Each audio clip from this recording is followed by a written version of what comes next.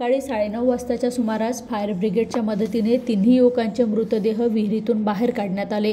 सूरज सिद्धार्थ चव्हाण 34 वर्ष, साजन सिद्धार्थ चव्हाण 27 वर्ष आणि त्यांचा मित्र संदीप चव्हाण 27 वर्ष, तीनही राहणार बुट्टीबोरी अशी अपघातामध्ये मृत पावलेल्या युवकांची नावे आहे। पोलिसांनी दिलेल्या माहितीनुसार बुट्टीबोरीत राहणारे सूरज चव्हाण यांनी नुकतीच नवीन कार विकत घेतली होती।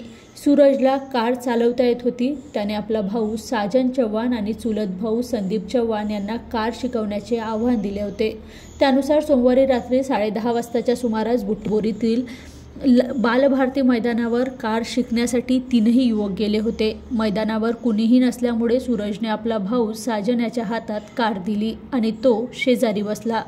साजनला कार चालवता येत नसल्यामुळे हळूहळू तो कार चालवत होता, तर त्याचा मोठा भाऊ सूरज बाजूला बसून त्याला कार चालवणे शिकवत होता।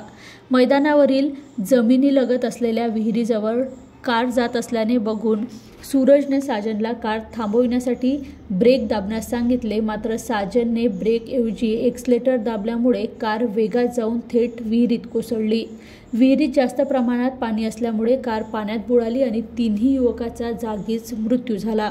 मात्र या मैदानावर रात्रीच्या सुमारास कोणीही नसल्यामुळे ही घटना आज सकाळी उघडकीस आली।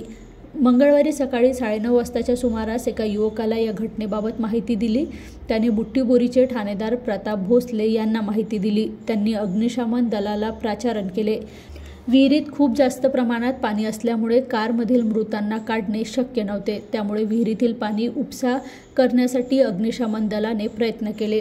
विहिरीतील पाणी कमी झाल्यानंतर तिन्ही युवकांचे मृतदेह काढण्यात आले। उत्तरीय तपासणीसाठी तिन्ही मृतदेह शासकीय रुग्णालयात दाखल करण्यात आले आहे।